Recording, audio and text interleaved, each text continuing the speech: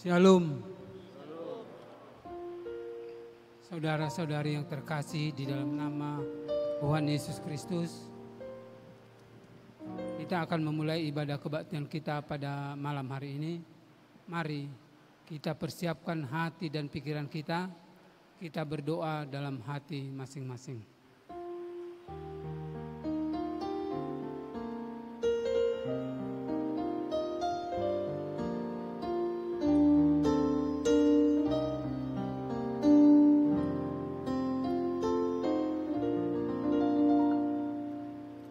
Amin. Kita memuji Tuhan dari Kidung Jemaat nomor 58 ayat 1 sampai ayat 3.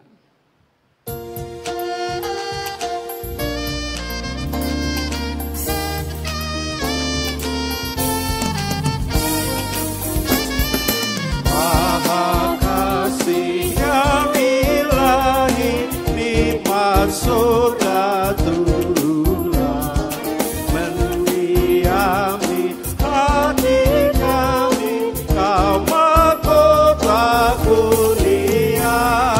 Yesus, Kau berlimpah rahmat, sumber kasih yang besar.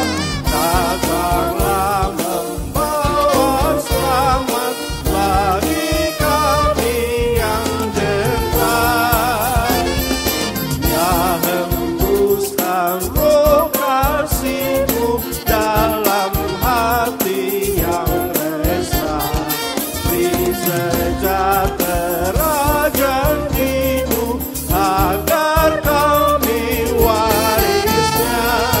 Yesus, Alfa dan Omega, nama dosa jauhkanlah. Diri kami merdeka dalam Engkau selamanya. Penebus yang maha kuasa, berilah kami hidup datang dan senantiasa tinggal dalam rumah-Mu, hingga beserta malaikat yang mengabdi menyembah. Kami turut memuliakan kasih-Mu selamanya.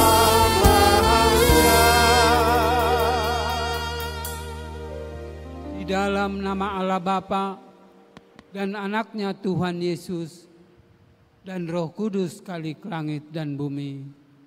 Amin. Tuhan itu baik. Ia adalah tempat pengungsian pada waktu kesusahan. Ia mengenal orang-orang yang berlindung kepadanya. Haleluya. Haleluya, haleluya, haleluya.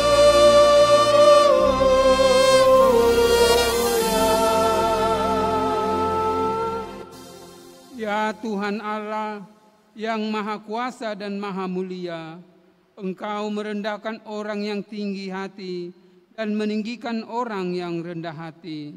Karena itu kami mohon kepadamu, bimbinglah kami agar kami hidup menurut kehendak-Mu. Janganlah biarkan kami jatuh karena keangkuhan dan kecongkakan kami. Pimpinlah kami dalam Roh Kudus-Mu, agar kami senantiasa rendah hati, lemah lembut dan baik hati terhadap semua orang. Di dalam anak-Mu Yesus Kristus, Tuhan kami. Amin. Kita bernyanyi dari Kidung Jemaat nomor 372 ayat 1 dan ayat 2.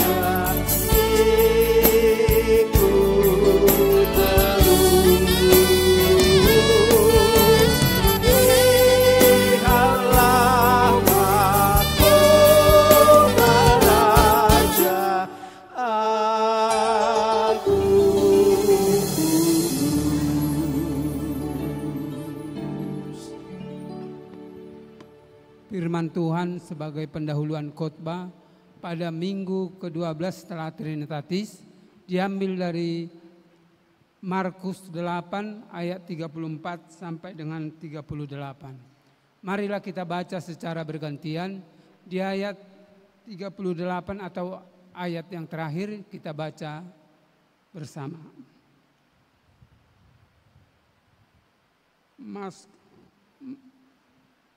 Markus 8 ayat 34 sampai dengan 38. Lalu Yesus memanggil orang banyak dan murid-muridnya dan berkata kepada mereka, "Setiap orang yang mau mengikut aku, ia harus menyangkal dirinya, memikul salibnya dan mengikut aku.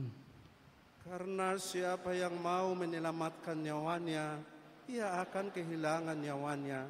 Tetapi barang siapa kehilangan nyawanya karena aku dan karena Injil, ia akan menyelamatkannya. Apa gunanya seorang memperoleh seluruh dunia, tetapi ia kehilangan nyawanya? Karena apakah yang dapat diberikannya sebagai ganti nyawanya? Sebab barang siapa malu karena aku dan karena perkataanku di tengah-tengah angkatan yang tidak setia dan berdosa ini, Anak Manusia pun akan malu karena orang itu apabila ia datang kelak dalam kemuliaan Bapa-Nya diiringi malaikat-malaikat kudus." Demikian firman Tuhan. Yang berbahagia ialah mereka yang mendengarkan firman Allah, memeliharanya serta mengamalkannya. Amin. Kita bernyanyi "Selidiki Aku".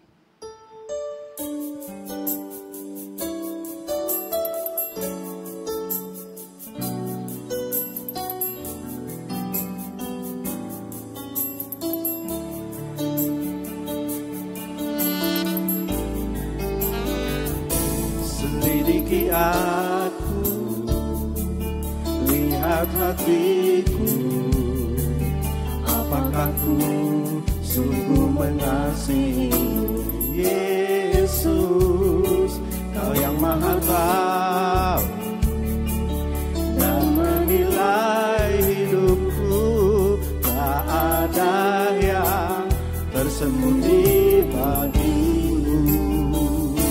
Selidiki aku, lihat hatiku, apakah ku sungguh mengasihimu, Yesus, Kau yang Maha Tahu dan menilai hidupku, tak ada yang tersembunyi bagimu.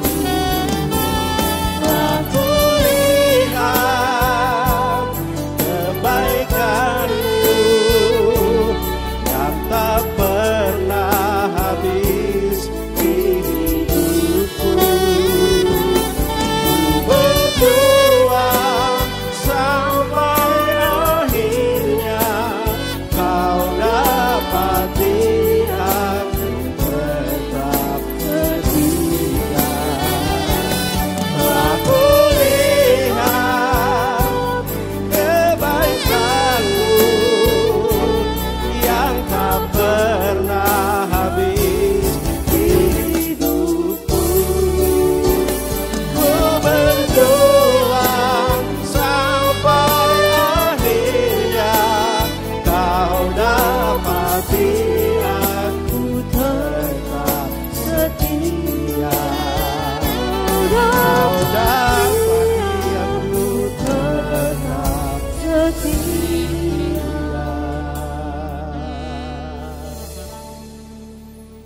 Saudara-saudari yang terkasih di dalam nama Tuhan Yesus Kristus, di dalam kehidupan kita seringkali kita berbuat dosa. Oleh karena itu, pada saat ini mari kita datang ke hadapan Tuhan, memohon pengampunan Tuhan atas segala dosa yang kita perbuat.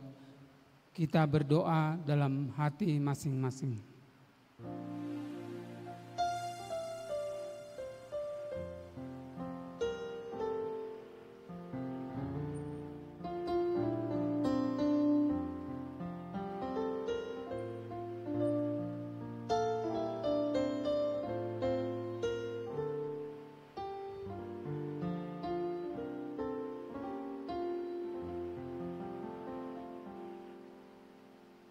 Bapa kami yang di surga yang maha kuasa, kami datang menyembah di hadapan-Mu, menyeru memanggil nama-Mu, karena kami susah dan gelisah oleh karena dosa kami. Dengarkanlah suara kami dan kasihanilah kami. Ya Yesus Kristus anak Allah, Engkau telah datang ke dunia ini menjadi manusia, mati dan bangkit kembali, serta naik ke surga untuk membela dan menyelamatkan kami. Kasihanilah kami dan kuatkanlah iman kami untuk bersyukur kepadamu. Ya Roh Kudus, penghibur yang ditimpa duka dan lara, kasihanilah kami, sembuhkanlah segala penyakit dan penderitaan kami oleh karena dosa. Tinggallah beserta dengan kami, agar kami senantiasa merasa bahagia melakukan kehendak-Mu. Dengarlah doa kami ini ya Bapa, Anak dan Roh Kudus. Amin. Janji Tuhan tentang pengampunan dosa.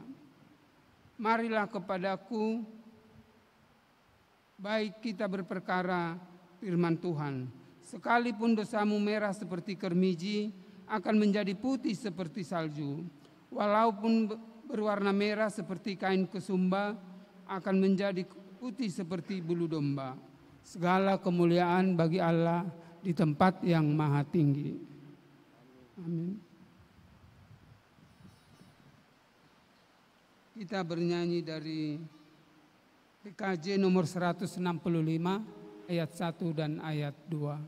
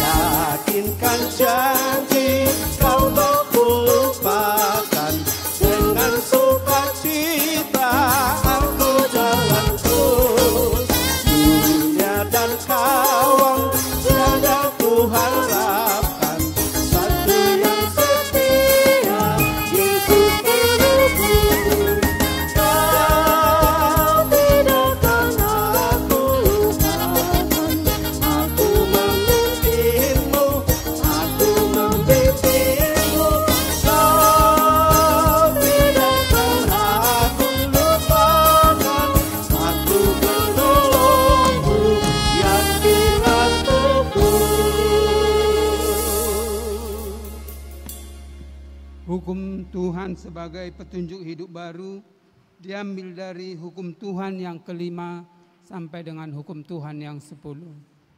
Saya baca untuk kita. Hukum Tuhan yang kelima, hormatilah ayahmu dan ibumu supaya lanjut umurmu di tanah yang diberikan Tuhan Allahmu kepadamu.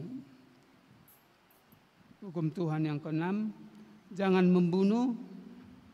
Hukum Tuhan yang ketujuh, jangan berzina. Hukum Tuhan yang kedelapan, jangan mencuri. Hukum Tuhan yang kesembilan, jangan mengucapkan saksi dusta tentang sesamamu. Hukum Tuhan yang ke-10, jangan mengingini rumah sesamamu, jangan mengingini istrinya atau hambanya laki-laki, atau hambanya perempuan, atau lembunya, atau keledainya, atau apapun yang dimiliki sesamamu. Marilah kita sama-sama memohon kekuatan dari Tuhan. Ya Allah Bapa kami, berilah kami kekuatan untuk melakukan sesuai hukum-Mu. Amin. Kita bernyanyi dari PKJ nomor 131 ayat 1 tambah 3.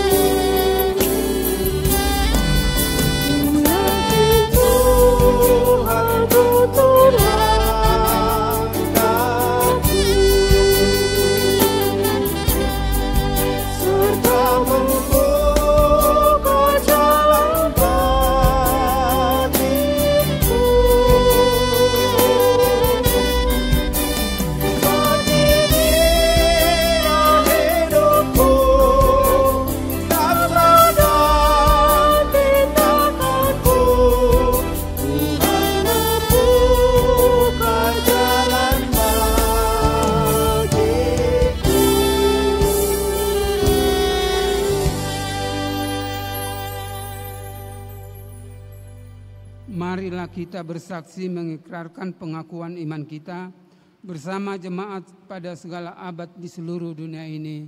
Kita ucapkan bersama. Aku percaya kepada Allah, Bapa yang Maha Kuasa, Khalik langit dan bumi. Aku percaya kepada Yesus Kristus, Anaknya yang tunggal Tuhan kita, yang dikandung daripada Roh Kudus, lahir dari anak darah Maria, yang menderita di bawah pemerintahan Pontius Pilatus, disalibkan, mati dan dikuburkan, turun ke dalam kerajaan maut, pada hari ketiga bangkit pula dari antara orang mati, naik ke surga, duduk di sebelah kanan Allah Bapa yang Maha Kuasa, dan akan datang dari sana untuk menghakimi orang yang hidup dan yang mati.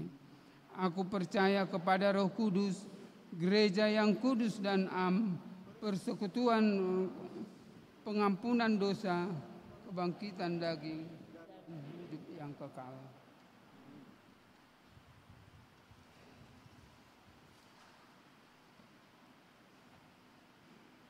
Warta Jemaat tanggal 7 September 2025. Nomor 1, persembahan bunga altar. Bunga altar pada hari ini Minggu 7 September dipersembahkan oleh Lydia Putri Agatha Boru Sitorus, Putri Bapak Jubel Sitorus ST, Ibu Rismawati Boru Simanjuntak dari Sektor 11. Terima kasih kepada Lydia Boru Sitorus yang telah mempersembahkan bunga altar. Kiranya Lydia semakin diberkati Tuhan di dalam pekerjaannya. Warta yang kedua, pemeriksaan kesehatan gratis. Salah satu program rutin seksi kesehatan adalah pemeriksaan kesehatan gratis. Setiap sekali 2 minggu, yaitu selesai ibadah minggu pagi jam 9.30 sampai jam 10.30 WIB, dan selesai ibadah minggu jam 12 sampai 13 WIB. Seksi kesehatan membutuhkan dukungan dari nakes, khususnya 2 orang dokter yang akan mendampingi pada saat pemeriksaan kesehatan gratis ini. Bagi anggota jemaat yang berprofesi dokter dan bersedia sebagai sukarelawan untuk program pemeriksaan kesehatan gratis ini, dapat menghubungi Ketua Seksi Kesehatan Ibu Erni Silalahi, HP-nya 081370701559. Kegiatan pemeriksaan kesehatan gratis perdana akan dilaksanakan pada hari Minggu 14 September 2025 sesuai jadwal yang telah ditentukan, bertempat di ruang kelas dekat parkir sepeda motor. Jemaat yang ingin mendapatkan pelayanan ini dapat datang ke tempat pemeriksaan kesehatan tersebut. Yang ketiga, kebaktian bulanan para lansia. Salah satu program rutin seksi lansia adalah ibadah bulanan pada lansia yang diisi dengan kegiatan ibadah, perayaan ulang tahun lansia, senam kesehatan jantung, dan lain-lain. Kebaktian perdana para lansia akan diadakan pada hari Selasa tanggal 16 September 2025 pukul 15 WIB, dilayani oleh Pendeta Resort GKPI Padang Bulan, Pendeta Janter Lubis MTH.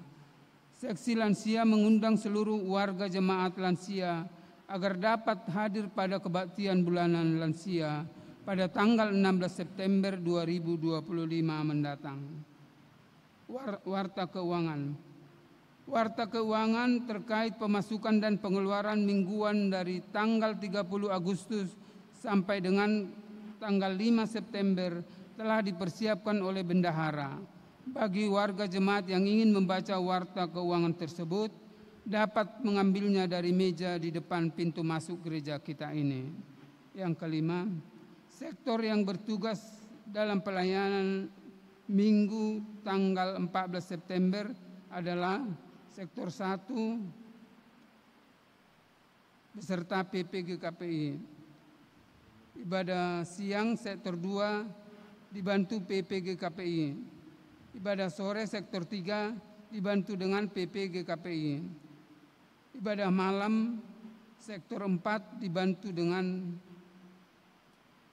PP GKPI. Demikian warta jemaat saat ini. Untuk menyambut firman Tuhan, kita bernyanyi dari Kidung Jemaat nomor 370 ayat 1 dan ayat 2.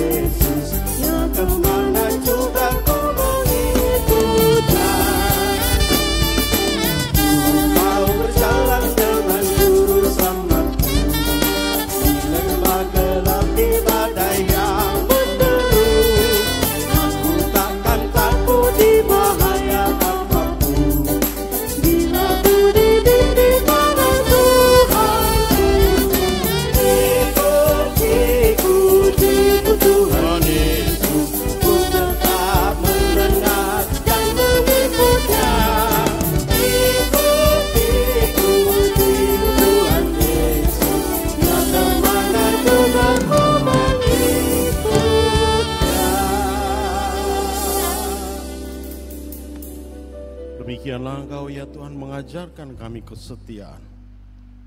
Engkau mengajarkan kami cinta kasih itu dan pengorbanan. Maka ketika ada halangan apapun yang membuat kami jauh daripadamu, kami belajar setia mengikut Engkau. Hujan berkat memberkati kami semua. Hujan berkat memberkati alam kami. Tapi biarlah Engkau juga memberkati ketika kami semua hadir di hadapan-Mu, di hadirat-Mu sekarang ini. Maka jamah urapi dan berilah kami berkat terbaik lewat warta firman-Mu ini. Berkuasalah Engkau di hati kami. Dalam nama Yesus kami berdoa. Amin.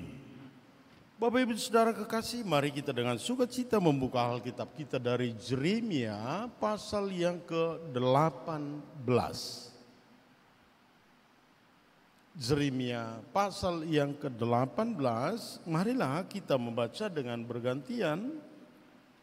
Kami membaca ayat 1, Bapak Ibu Saudara membaca ayat 1, kami membaca ayat 2. Biasanya kan pendeta yang membaca duluan, tapi kali ini tidak. Jemaat yang membaca duluan, kami membaca ayat 2, jadi saudara-saudara semua jemaat membaca ganjil dimulai dari ayat 1. Mungkin nanti Anda bisa tahu mengapa saya memberi duluan. Karena ada pembacaan teks ini sifatnya penting untuk dibaca.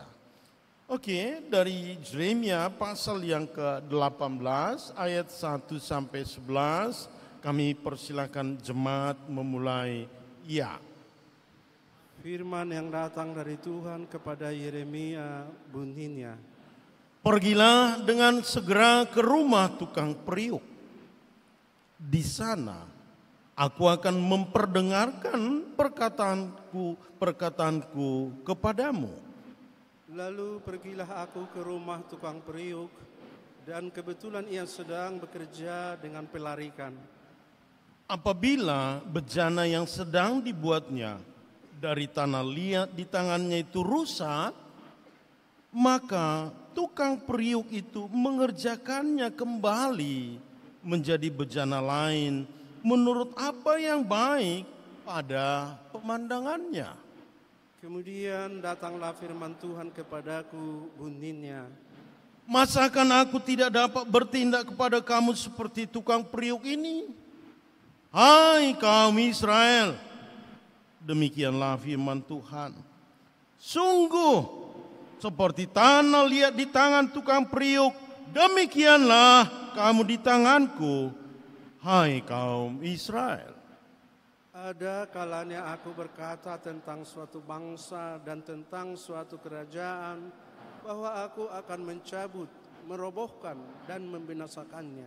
Tetapi apabila bangsa yang terhadap siapa aku berkata demikian telah bertobat dari kejahatannya, maka menyesallah aku bahwa aku hendak menjatuhkan malapetaka yang kurancang itu terhadap mereka. Ada kalanya aku berkata tentang suatu bangsa dan tentang suatu kerajaan, bahwa aku akan membangun dan menanam mereka. Tetapi apabila mereka melakukan apa yang jahat di depan mataku dan tidak mendengarkan suaraku, maka menyesallah aku bahwa aku hendak mendatangkan keberuntungan yang kujanjikan itu kepada mereka. Sebab itu katakanlah kepada orang Yehuda dan kepada penduduk Yerusalem, Beginilah firman Tuhan, sesungguhnya aku ini sedang menyiapkan malapetaka terhadap kamu dan merancangkan rencana terhadap kamu. Baiklah kamu masing-masing bertobat dari tingkah lakumu yang jahat dan perbaikilah tingkah lakumu dan perbuatanmu. Amin. Saudara-saudara, selamat datang dalam ibadah ini. Amin. Walaupun hujan, Anda sukacita. Minggu lalu juga saya sedikit sudah mulai bisa mengatur grogi saya, tapi belum begitu sempurna. Minggu lalu agak besar, sekarang sudah mulai berangsur. Tidak apa-apa. Mudah-mudahan itu tidak mengganggu juga kepada saudara-saudara. Oke, saya mulai begini. Apakah di antara kita semua ya, baik yang ada di atas, di balkon, di sayap kiri saya, di sayap kanan saya, depan, dan kita semua yang di gedung utama gereja ini, apakah di antara kita pernah dimarahi ayah? Marah ayah. Memang ekspresi marah itu beda-beda. Ada orang marah dengan diam aja. Datang mamanya. Apa kata bapak? Enggak pak, enggak mah, takut aku bapak diam. Nah, diam pun rupanya bisa dimaknai marah. Iya kan? Ada orang marah ekspresinya diam. Ada orang marah matanya melotot. Ada orang marah membentak. Dibentak. Bahkan ada orang marah dengan dirotan. Saya masih ingat, di kamar saya ada rotan dibuat bapak saya. Semoga Anda mengerti maksud saya. Dibuat bapakku rotan. Jadi kalau aku lama pulang, namanya kan kadang-kadang kan begitu ya. Kalau udah pada jumpa sama teman di kafe itu yang jumpa, oh iya, udah jam 1 aku pulang ya gitu. Marah, yep! Dihajar. Jadi waktu aku dihajar, mamaku bikin. Mamaku yang kesakitan. Aku yang dihajar bapakku, mamaku kesakitan. Adakah saudara-saudara pernah mengalami dihajar bapak? Dibentak. Oke, bisa nanti yang mengerti. Aku pengen kita buka handphone. Kita googling. Lagunya Virgan. Bila bentakan kecilku patahkan hati. Kita nyanyi ya, oke buka. Yang di sayap kiri, yang di depan, sayap kanan, yang balkon buka handphonenya, googling Virgan, lah kau mengerti. Dari ayat 2, dari syair 2 ya. Oke, jangan takut nyanyilah. Ya, kita nyanyi, kita mau puji Tuhan, kita mau mengerti apa maksud Tuhan. Ya. Kan tiba waktu kau harus Ayo kenapa nyanyi terus? jalanmu yang mungkin tak searah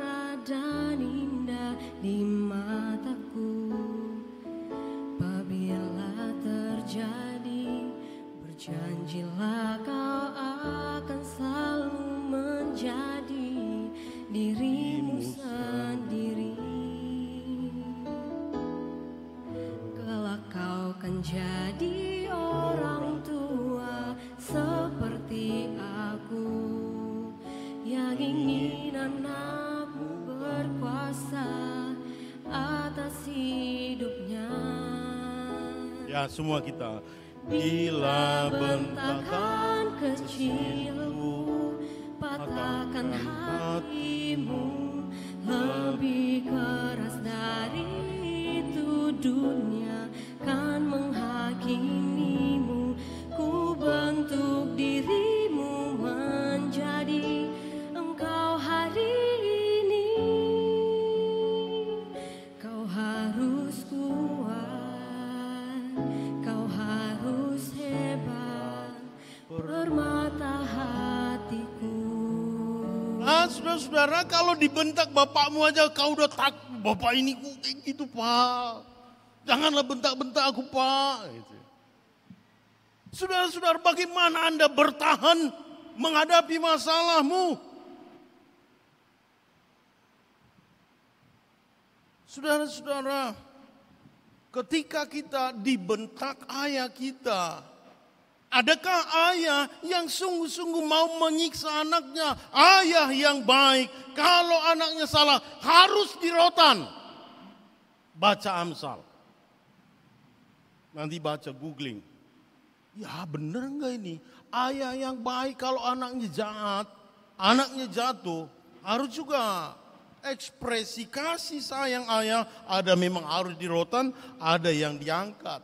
Memang saudara-saudara, ada paling tidak ada dua tipe manusia dalam hal untuk diajari. Yang pertama ada yang disebut dengan tipikal sugesti. Saudara-saudara yang belajar sastra inquiry, begini. Dulu terlalu terbiasa pengajaran itu, guru misalnya pak. Saudara-saudara kalau membaca buku teori kepemimpinan, Anda yang belajar manajemen, studi manajemen. Pendidikan di Amerika itu tidak seperti di kita. Renal Kasali misalnya bukunya itu bilang, waktu aku dulu ujian di Amerika, menurutku udah bagus sekalinya nilaiku itu. Udah bagus sekalinya hasil ujianku itu. Tapi rupanya tidak. Tapi mereka, orang Amerika enggak bilang, jelek nilaimu, salah ini. Enggak begitu saudara-saudara. Dosennya bilang gini, sudah bagus kau kerjakan, tapi akan lebih bagus kalau kau buat begini. Perhatikan bedanya. Kalau kita kan biasa, wah ini jelek kali ini, salah ini. Enggak bisa begitu. Bisa ya saudara-saudara membedakan. Dosen yang baik juga memang harusnya begitu. Pemimpin yang baik juga tidak langsung menghukum, oh kau salah kau, gak bisa begitu. Tapi memang ada tipe orang sudah disugesti, sudah dimotivasi. Kan begini, saudara-saudara yang bekerja di perusahaan misalnya, bosnya bisa marah, cuma bilang, loh kok agak lain kau pagi ini datangnya. Sebenarnya udah marah bosnya itu. Kok terlambat kau datangnya, gitu maksudnya. Tapi halus sekali, kok agak lain datangmu hari ini. Mengekspresikan kemarahannya agar orang bisa berubah. Jadi memang ada faktor-faktor, ada dua tipe itu. Ada orang harus disugesti. Disugesti aja, anak baik ini, anakku yang baik ini, ini mahasiswaku yang paling baik gitu. Ketika kita mendengar dia disebut bahwa kita adalah pribadi yang baik, ya kita nilai self confidence kita, nilai percaya diri kita, ya aku baik. Itu orang yang di-inquiry, dipuji sisi kebaikannya, dilihat sisi kebaikannya. Tapi kenyataannya juga ada orang gak kuda dipuji, harus dipukul, harus dimaki. Kalau nggak dipukul kau, kan gitu, main game satu hari, main game, maka datang mamanya, dicempakkannya handphonenya, pecah, Kalau enggak begitu kau enggak tahu. Ya gitu loh. Saudara-saudara, itu dua tipe personal. Jadi saudara-saudara, saya mau bertanya kembali, adakah pengalamanmu dimarahi ayahmu? Saya kan udah bilang, ayah saya itu dikasih rotan di kamar itu. Tapi sampai sekarang saya bilang, syukurlah Tuhan, bapakku begitu. Persepsi kita terhadap sesuatu menentukan sikap kita terhadap sesuatu. Ya saya ulang ya. Persepsi kita terhadap sesuatu menentukan reaksi kita terhadap sesuatu. Ya, ini rotan dulu bapakku ini. Oh iya, itu tanda sayang bapakku, gak apa-apa Tuhan. Persepsi saya dengan rotan, persepsi saya dengan bapak saya itu yang marah itu tidak dengan persepsi negatif. Bisa ya saudara-saudara. Jadi kalau persepsimu tentang dibentak ayah, bila bentakan kecilku patahkan hatimu. Bagaimana Anda mau berani? Bagaimana Anda bertarung? Bagaimana Anda memenangkan pertarungan besar, persoalan-persoalan besar? Berapa pengangguran di Indonesia sekarang? Itu yang akan Anda hadapi, kompetisi-kompetisi hidup ke depan. Bagaimana Anda bisa tangguh, self-endurance, daya tahanmu. Punya daya tahan, punya daya kreativitas. Tidak hanya pintar, ya pintar perlu. Tapi tidak hanya pintar. Kemampuan menguasai diri, kemampuan memanage diri. Cara pandang kita, persepsi kita menentukan sikap kita kepada orang lain. Kalau engkau menganggap dosenmu itu dosen jahat, maka otak kita pun ini dosen jahat ini. Tapi kalau persepsi, oh ini dosenku mau menolong aku. Saudara-saudara kan saya cerita, saya juga studi seperti Anda, studi program doktoral. Jadi kata orang dosen saya itu, promotor saya itu dosen killer. Enggak juga, saya selalu berdoa mengarahkan pikiran saya melihat sisi hebatnya. Nyaman saya sampai sekarang. Oke? Jadi ketika kita membaca Yeremia 18 ini, kita melihat ada dua rencana Tuhan, plan A, plan B. Halo, selalu lo buat manajemen waktu, manajemen kerja, plan A, plan B. Kalau aku nggak diterima nanti CPNS, oh aku nanti jualan begini. Kalau aku nggak diterima di sini, aku buat begini. Tuhan kan tidak kita baca tadi. Kalau dia baik, maka aku berkati. Tapi kalau dia juga nggak berubah, ya aku akan hanguskan dia. Plan A, plan B. Allah sudah merancang sebuah amarah, sebuah kutukan, sebuah pukulan.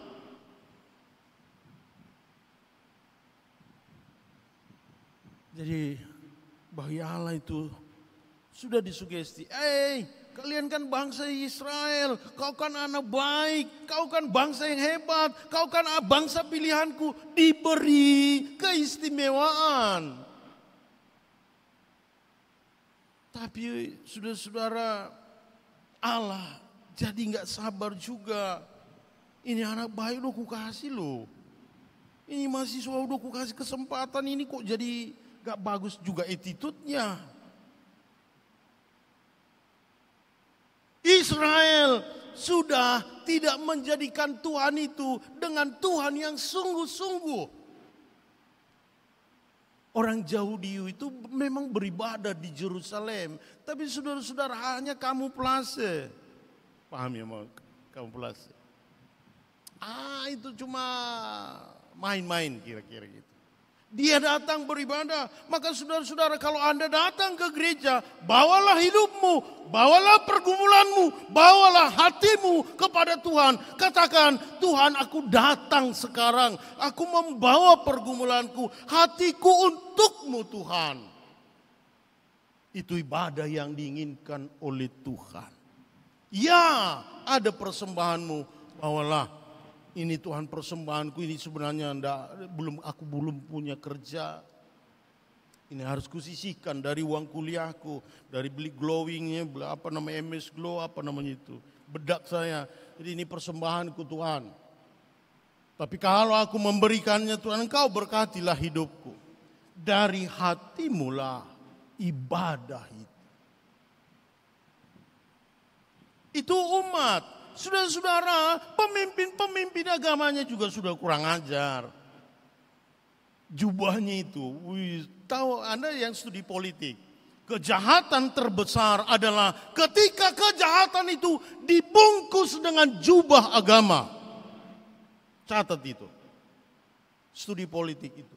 Kejahatan terbesar adalah apabila kejahatan itu dibungkus dengan jubah agama. Anda yang belajar studi politik, paham itu maksud saya. Jadi pemimpin agama, dibuat jemaatnya jadi ATM-nya. Ya, dijadiin ATM, ngeri lo jadi ATM berjalan. Kasihan kan. Itulah karakter pemimpin agama. Membohongi orang. Iya kan, jangan-jangan ijazahnya pun palsu. Iya kan?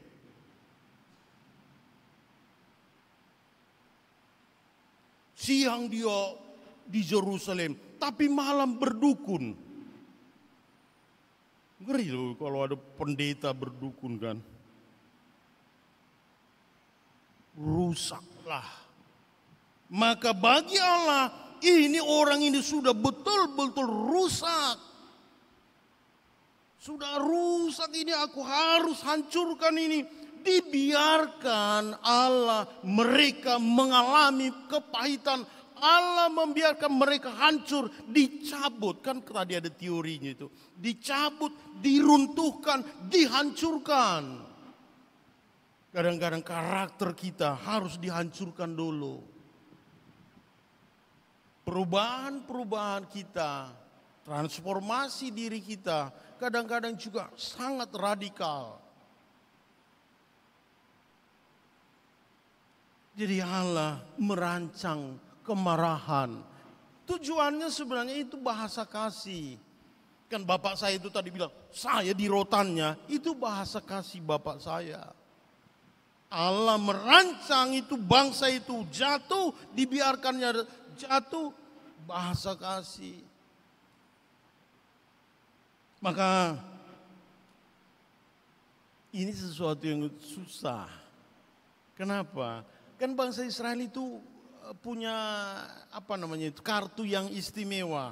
Mereka kan bangsa pilihan. Bangsa yang disukai itu bangsa khusus, namanya bangsa istimewa, punya privilege. Wah, kalau kita udah punya privilege sepertinya hebat sekali saudara-saudara. Apa keistimewaanmu? Apa yang membuat Anda punya kekhususan? Kepintaran? Ya, perlu pintar. Cantik? Ya, perlu cantik.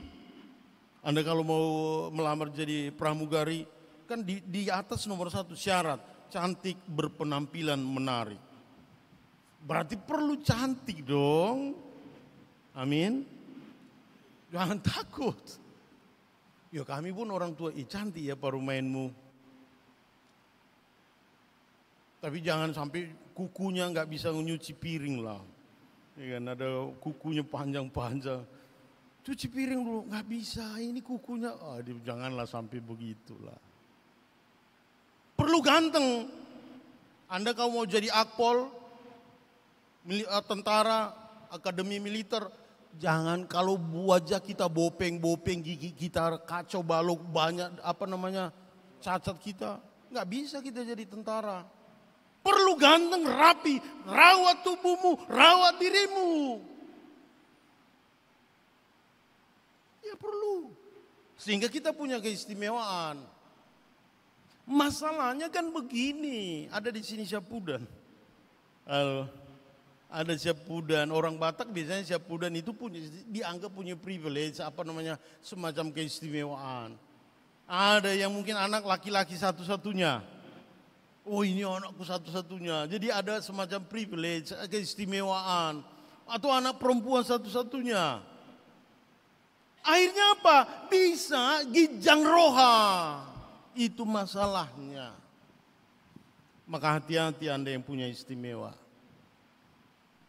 Orang pintar bisa juga sombong jadi jatuh. Orang ganteng bisa juga rusak. Itu yang dialami bangsa Israel. Kan mereka umat khusus. Lalu dibiarkan Tuhan jatuh, hancur. Bisnisnya hancur, usahanya hancur. Gak lulus kemana-mana. Tuhan kok kayak gini? Kami kan bangsa pilihan, kami istimewa. Kenapa kau biarkan? Iya, biar saja. Allah membiarkan bangsa itu mengalami hal terpahit. Tapi dengan cepat-cepat Tuhan bilang ke Yeremia, JR. Ya bro, bilang ke orang Israel itu bro. Jangan sampai putus asa mereka. Kenapa Tuhan? Bilang bro, kalau aku biarkan orang Israel itu, orang Yehuda itu jatuh, aku sungguh-sungguh sayang sama mereka. Bilangnya, bagaimana aku menjelaskan itu Tuhan? Oke lah, kau pergi ke tukang priuk. Kau pergilah kau tukang priuk bro, lihat di situ ada tukang priuk. Saudara-saudara, pada masa itu tukang priuk itu pekerjaan yang sangat mulia. Tukang priuk, karena industri belum seperti sehebat sekarang. Jadi pergilah Yeremia, lihatnya lah tukang priuk itu, kan seorang penjunan itu kehendak Tuhan laksanakan, ku tanah liat kau penjunan. Jadi seorang tukang priuk itu kalau mau buat misalnya guci bagus atau priuk dari tanah, kan zaman dulu nggak ada seperti sekarang saudara-saudara. Itu kalau mau masak nasi dari priuk tanah. Dari tanah lihat pilihan yang terbaik, diambilnya digali, lalu dibersihkan. Kalau ada pasir dibuang, lalu kadang-kadang dia lalu kadang-kadang dihempas. Sehingga struktur tanah itu betul-betul bagus, melekat, menyatu, lalu dia olah. Wah, aku mau buat priuk yang bagus. Nanti orang-orang masak di sini makan nasi. Oh, dia bayangkan sebuah pola pikir. Anda yang pintar-pintar, jadikan pikiranmu seorang insinyur. Wah, aku mau membangun konstruksi jalan yang bagus. Anda yang kuliah di kedokteran, sampai sekarang banyak penyakit, makin banyak penyakit. Oke, saya akan menemukan serum terbaik.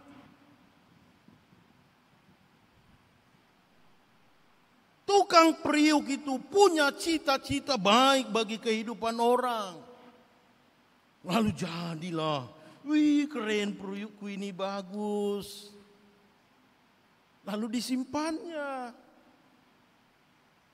Ditaruhnya di satu tempat, saudara-saudara, di priuknya itu dibuatnya di satu tempat. Lalu dia pandang-pandang, ih keren lu aku. Saudara-saudara, perlu juga Anda memuji dirimu. Ih keren lu aku Tuhan, aku bisa dapat IP 3,8 Tuhan, terima kasih. Keren lu aku Tuhan, aku bisa lulus sampai sejauh ini. Sehingga self awareness kita itu semakin bagus. Nah ketika tukang priuk ini bikin priuknya itu di satu tempat dinikmati, tiba-tiba lewat kucing, rusaklah priuknya itu. Waduh Tuhan, priuk ini aku udah olah ini. Oh Tuhan, anakku itu sudah kukuliahkan, udah ku kasih uang kuliah, kok jadi narkobaon?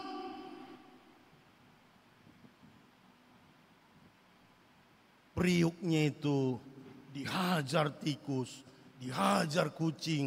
Anak yang dia kasih, anak yang didoakan oleh orang tuanya itu diambil oleh geng narkoba, oleh orang-orang jahat. Firman Tuhan katakan, bila awalnya penjunan itu membuat priuk, tapi salah, tapi rusak. Saudara-saudara, siapapun di antara kita bisa jatuh ke dalam dosa.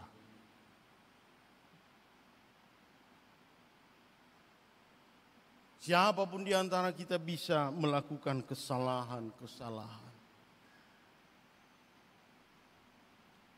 Yang mau dikatakan oleh Tuhan, aku memang mau memukul, tapi harusnya kau sadar. Nah, jadi ada 3 tipe tadi, tipe orang manusia yang harus diarahkan. Ini 3 tipe kesadaran. Saudara-saudara yang belajar psikologi, yang belajar teori kepribadian, ada 3 tipe. Pertama begini, dia tidak tahu bahwa dia salah. Bisa ya? Dia tidak sadar bahwa dia tidak sadar. Dia tidak tahu bahwa dia salah. Contoh, Anda mungkin pernah lihat anak-anak sekolah minggu kalau memberi persembahan kan pakai tangan kiri, dilemparkannya lagi pakai tangan kiri. Lalu persepsi Anda dengan tangan kiri apa? Sesuatu yang kurang bagus. Anda kalau memberi sesuatu kepada dosenmu dengan tangan kiri, apakah dosenmu akan terima?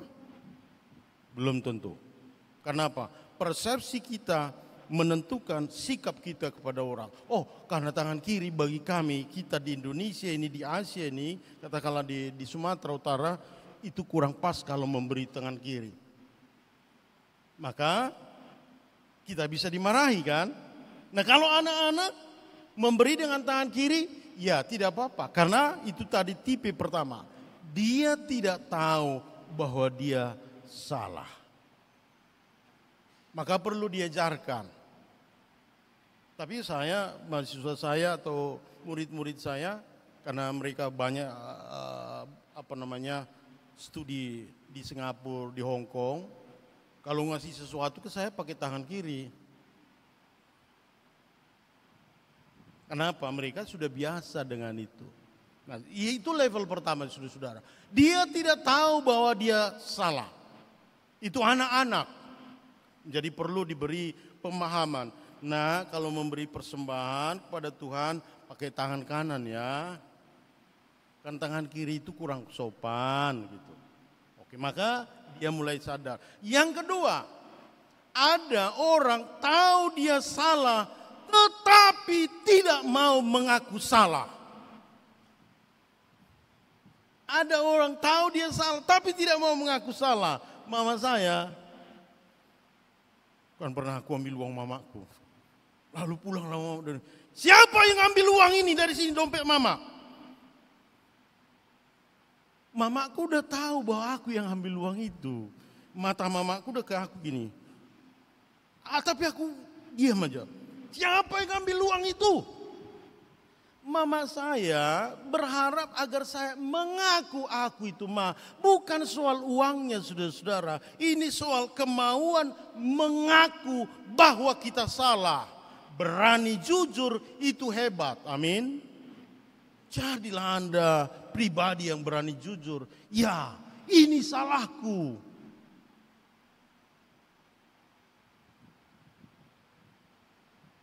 Level ketiga, saudara-saudara. Dia tahu bahwa dia salah dan berani mengaku kesalahannya. Itulah pribadi terbaik. Kita semua manusia berdosa. Jangan di tipe pertama, jangan di tipe kedua. Udah tahu kita salah, diam aja. Enggak, Tuhan, aku datanglah Tuhan padamu. Itu sebabnya di liturgi gereja kita, gereja apapun, selalu ada namanya pengakuan dosa. Kita memang manusia berdosa, saudara-saudara. Tapi apakah kita mau mengaku dosa kita? Ya Tuhan, ini aku yang salah. IP ku memang cuma 2,5. Ini aku yang lalai Tuhan. Ya, aku akan perbaiki. Dia mentransformasi dirinya dari kesalahan. Dia memperbaiki dirinya dari masalah. Ini salahku Tuhan. Ini salahku ya Mak. Maaf ya Mak. Ini IP ku turun ya Mak. Ya, aku salah. Aku memperbaiki ya Mak. Memperbaiki tingkah laku dari kesadaran bahwa dia mengaku salah. Jadi saudara-saudara, cara pandang itulah yang akan menolong kita mengakui, ya kita punya masalah. Siapa bilang kita tidak punya persoalan? Anda berhadapan dengan dosen, Anda berhubungan dengan kebutuhan keuangan kuliah, Anda mencari pekerjaan, Anda yang menganggur, Anda yang belum punya anak, Anda yang belum menikah, punya persoalan. Tetapi bagaimana memahami Tuhan dengan adanya persoalan? Kalau kita tidak, oh ya ini kesalahanku, kalau kita belum sampai di level itu, kita akan sangat susah. Itu yang mau diarahkan oleh Allah kepada Yeremia. Bro, bilang lo ke orang itu, sesungguhnya aku sayang. Jadi biar mereka sadar ada dosanya, mengaku dosa. Sehingga kalau ada masalah, no problem. Kita nyanyi. Duksonang rohaku. Bahasa Batak dulu ya. Boleh aja di googling kalau mau googling lah. Duksonang rohaku. Kalau mau bahasa Inggris ya, it is well with my soul.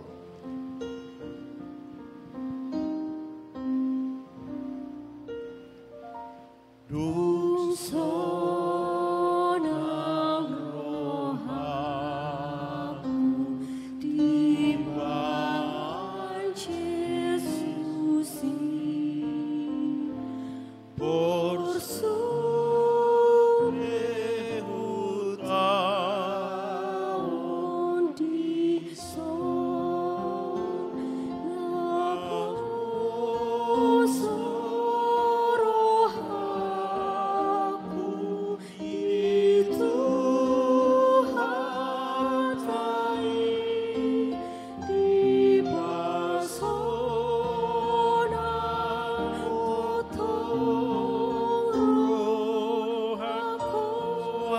Sonang do, sonang do.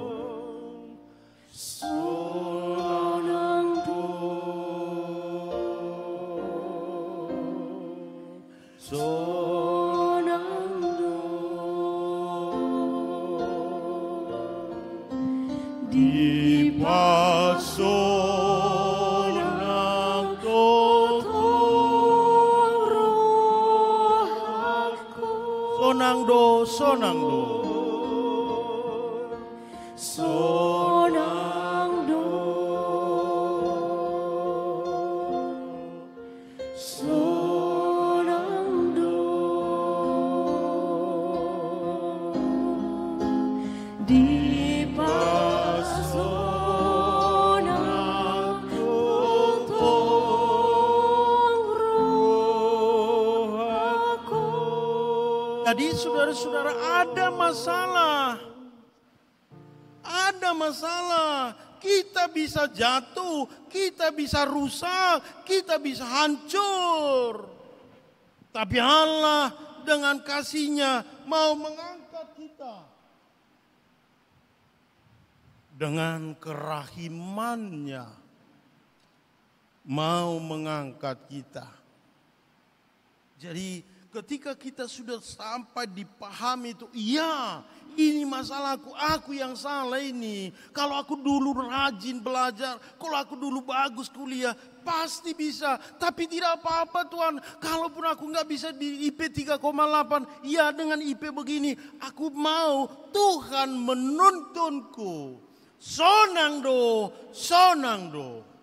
Persepsi kita terhadap sesuatu menentukan sikap kita terhadap sesuatu. Jadi saudara-saudara, ini firman Tuhan. agar jangan kita takut jatuh. Jangan takut kita gagal. Iya, aku udah gagal, malu lah aku pulang ke kampung, macam mana ini? Nanti bunuh diri bapak mama kita. Akui kesalahan, ini mak, aku yang salah mak. Aku janji memperbaiki diri mak.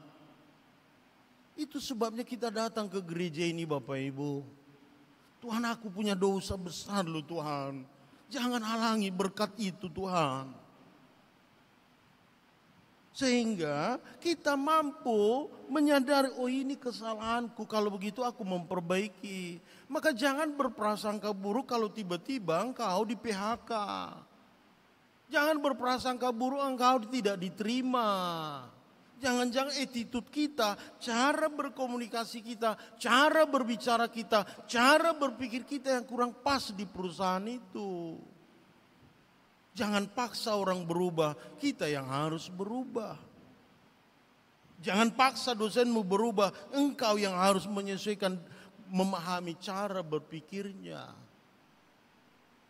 Sehingga saudara-saudara, firman Tuhan ini menolong kita. Ya, jatuh itu sesuatu yang manusiawi, dosa itu sesuatu yang manusiawi, tetapi Allah akan membangkitkan kita dari keterpurukan, dari dosa kita. Amin, kita berdoa. Ya Tuhan, terima kasih Engkau memberi kami sebuah pemahaman yang baru, agar kami mentransformasi kesadaran kami, keluar dari persoalan, keluar dari lumpur dosa, dan kami bisa memenangkan pertarungan-pertarungan hidup.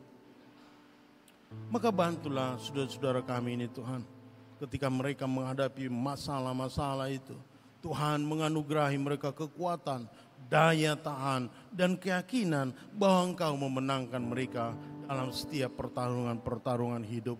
Sehingga iman mereka melihat, merasakan ada jamahan-Mu. Walaupun ada masalah, walaupun ada persoalan, kami terus setia mengikut Engkau. Berkati kedua orang tua kami, berkati ayah ibu kami, berkati orang-orang yang selalu mengasihi kami, menolong kami Tuhan. Dimanapun mereka berada, di tempat yang jauh. Justru karena mereka jauh sekarang Tuhan, kami mau belajar memperbaiki sikap kami, agar harapan cita-cita orang tua kami lebih baik dan menjadi sukacita ke depan. Terpujilah Engkau Tuhan, gereja ini Engkau berkati. Dalam nama Yesus kami berdoa, amin. Kita melanjutkan acara kita bernyanyi.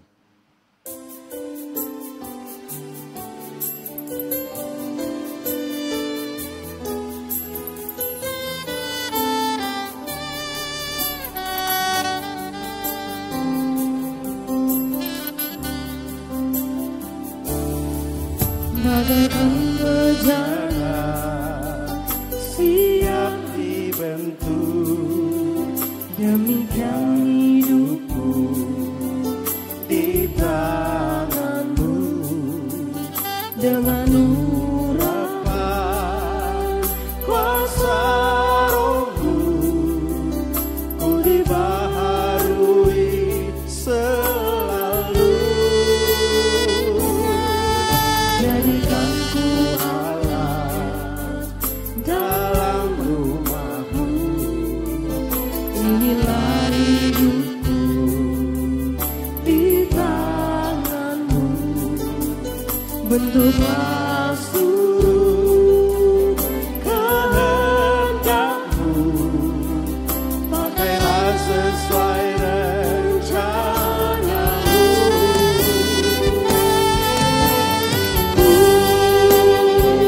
Mau seperti-Mu Yesus, disempurnakan selalu.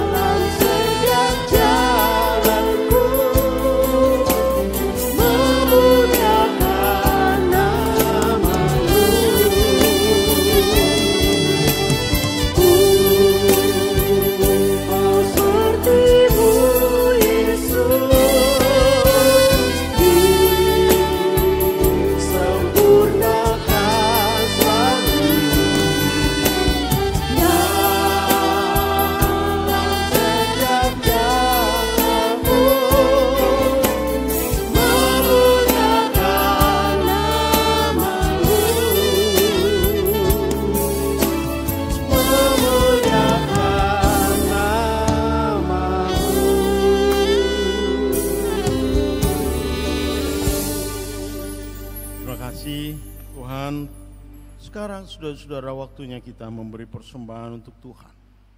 Berilah persembahan kudus yang terbaik bagi kemuliaan namanya. Dengarlah firman Tuhan. Dalam segala sesuatu telah kuberikan contoh kepada kamu, bahwa dengan bekerja demikian kita harus membantu orang-orang yang lemah dan harus mengingat perkataan Tuhan Yesus, sebab Ia sendiri telah mengatakan, adalah lebih berbahagia memberi daripada menerima. Amin. Kita mengumpulkan persembahan kita.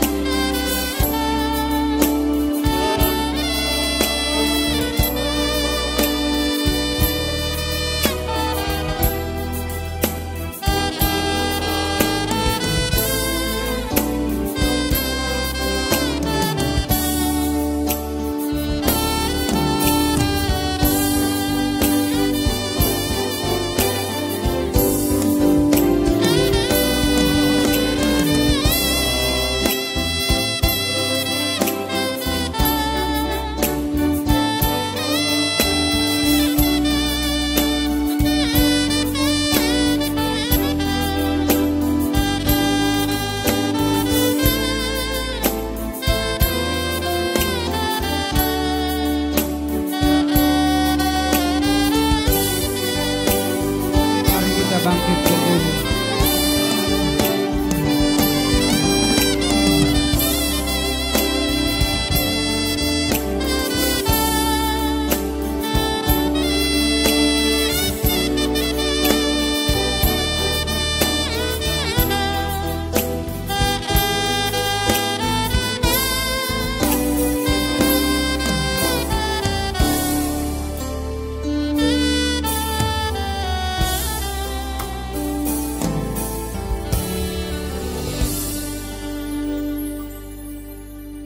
Ya Allah, Bapa kami yang ada di surga, kami mengaku dengan setulus hati, Engkaulah sumber segala berkat dan karunia dalam hidup kami.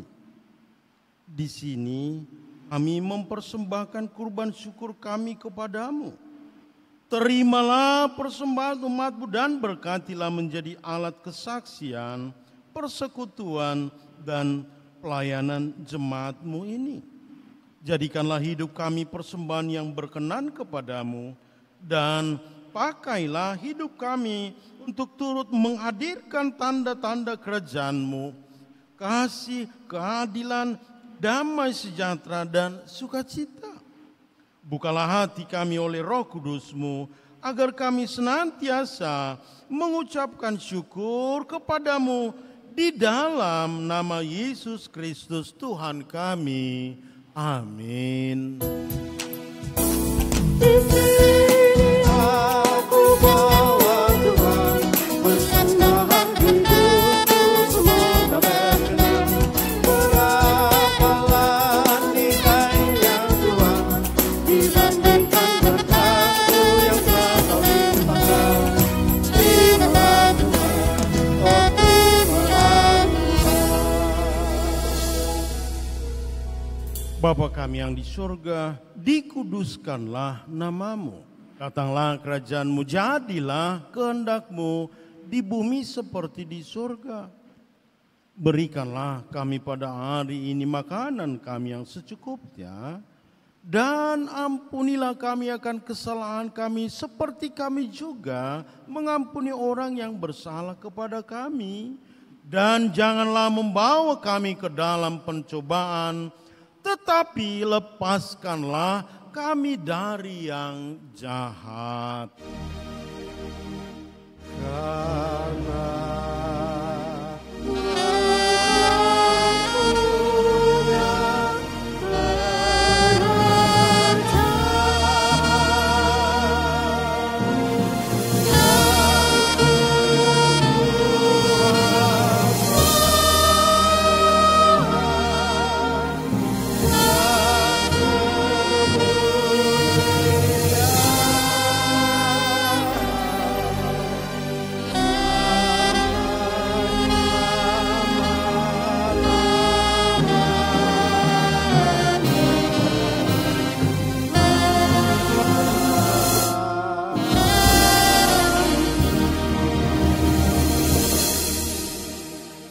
Tuhan memberkati engkau dan melindungi engkau.